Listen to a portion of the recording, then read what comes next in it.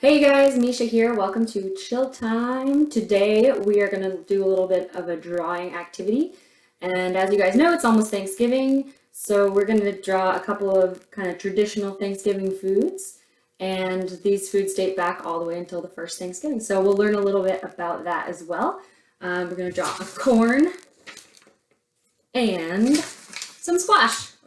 I have with me here my little pumpkin friends. I don't have any corn friends. This one I like to call Ghosty. Hello, my name is Ghosty. For this activity, you will need a blank piece of paper, a pencil with an eraser, a thick, dark marker, and some colors. So I've got colored pencils, but you could have crayons or markers instead. We're going to start by folding our blank piece of paper into quarters and draw sort of curve for the top of our corn.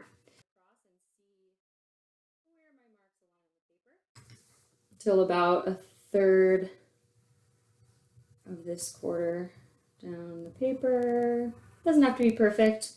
Next, we're gonna make some ears. Corn has ears. No, corn can't hear, but the ears of corn are what we call those leaves at the top. So if you've ever had corn on the cob and had it straight from the plant or had it with the husk on, you probably had to husk your corn and pull those leaves up, and they kind of look like this at the top. So we call those the ears of our corn. It's kind of like a carrot with a cool hairdo. Okay, the next step in our corn is making the kernels. So we're going to take this line that is actually dividing our quarters here right in the center and do a line across.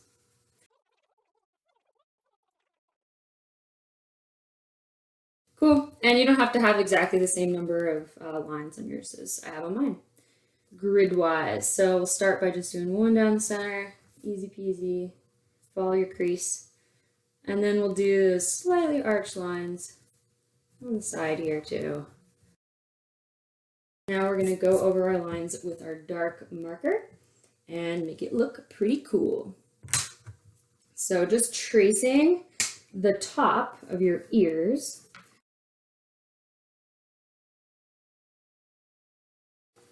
Corn is actually one of the first foods that the settlers in the first 13 colonies up in the Northeast grew. It was one of the easier foods to grow when they got there. So the settlers showed up and none of them were farmers before they came. They had seeds, maybe from England, but they didn't grow in the Northeast. So they learned how to plant corn, and they were pretty hungry because that's sort of all they ate, until they were able to learn from the native peoples there that there were other foods they could grow. Okay, so now we're going to trace each of our kernels individually, kind of like little squares. So I'm just gonna kind of make that shape.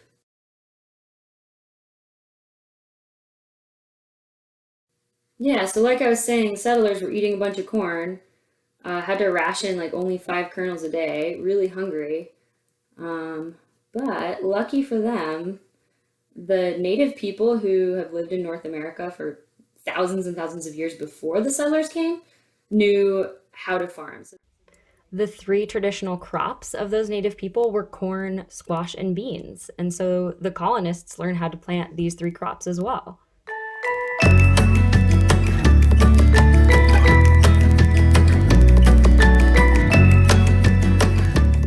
All right, so once you get all of your corn kernels surrounded by your thick black marker, you can take your pencil and erase all those pencil lines, so all that's left are the black marker lines.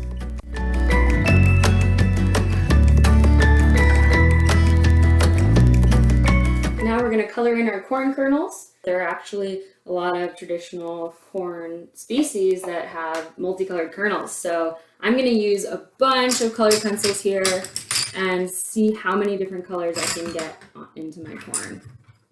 So one reason why the corn, squash, and bean planting method was so useful to the settlers, one was because it had all those nutrients, right? The protein, the vitamins, and the carbohydrates. But another reason was that those 3 crops, corn, squash, and beans, actually help each other grow. You would first plant a bunch of corn, and that corn would grow up tall in a big stalk. And beans are a vine plant, and they climb up toward the sunlight, and they need something like if you grow beans in your garden, you need a trellis for those beans to climb up. But if you've got corn stalks right there in your garden, the beans would climb up the corn stalk, and it doesn't harm the corn either. It's just a place for the beans to grow. So the corn provides the structure, the beans are growing up the corn, and then the squash you'd plant underneath the corn and the beans so that the leaves from the beans and the corn actually kind of shade out the ground. And the squash likes a little bit of shade, and the squash leaves are going to start to kind of decompose and fall into the soil even while the squash is still growing, and that creates more nutrients in the soil. So the colonists had really rocky, dry soil up in the Northeast, and they learned that growing a bunch of squash helped the soil to be a lot richer in nutrients, and then that would help the corn to grow better. So they called those the three sister plants.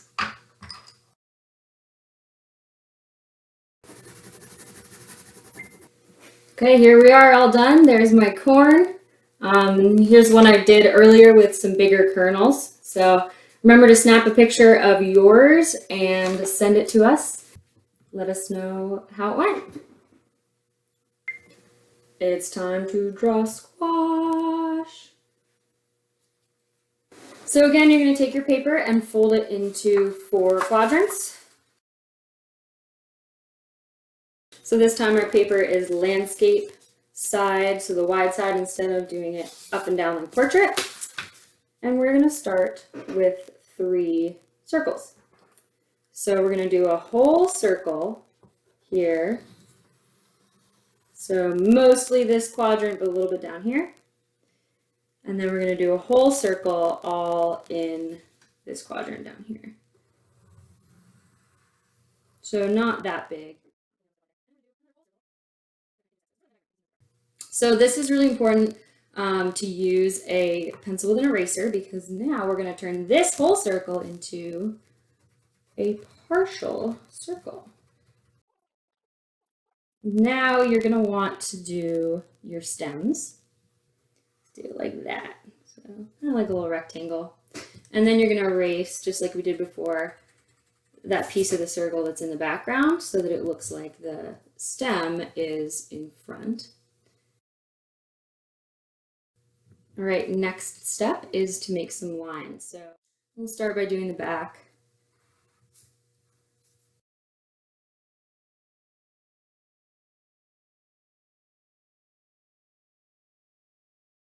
They kind of look like basketballs. So the next step is to give them a bit more of a squash shape. So we're going to take our pencils and sort of make the edges of each of these sections of the pumpkin a little bit rounder. So just starting at one, making a little shape toward the next one.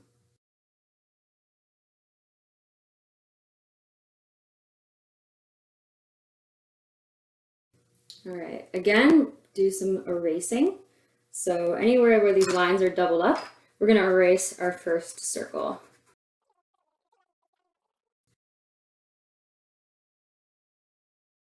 And of course, we're going to take our trusty marker and go over these lines and then erase the pencil marks.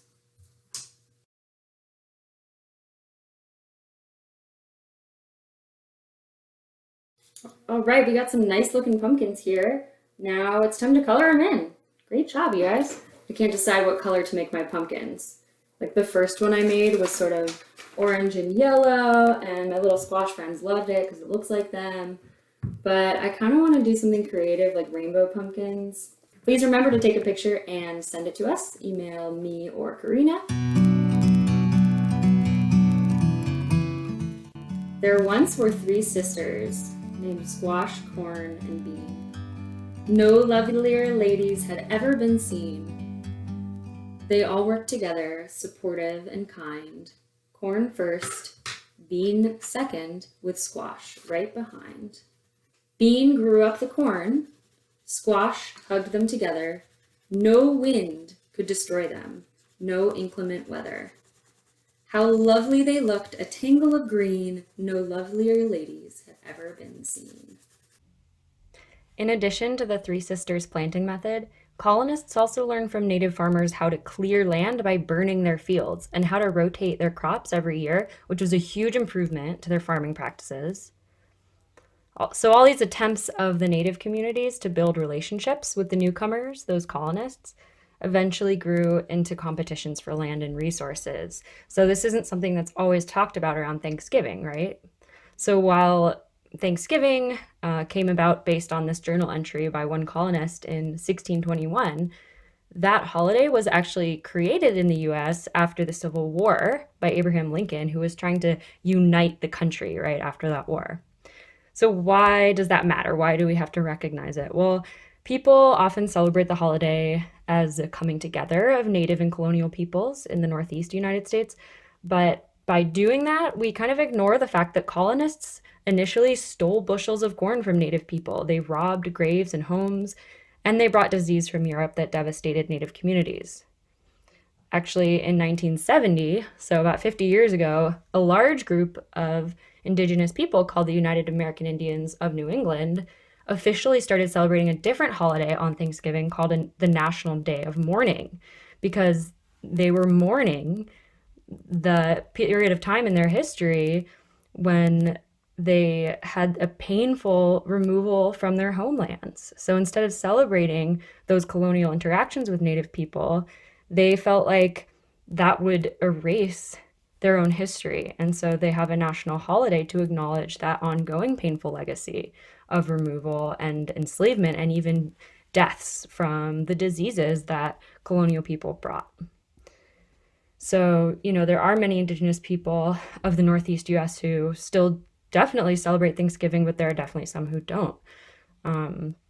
Many indigenous people say that giving thanks has always been a huge part of their cultural tradition. And so having like that one Thanksgiving holiday for just giving thanks doesn't really make sense for them too. So that first Thanksgiving was just the beginning of a long history of interactions between colonial people and American Indians or Native Americans. And it wasn't really this single event that we can recreate with this celebration, and instead kind of think of that as a turning point in history and be aware of the history that often goes untold as well.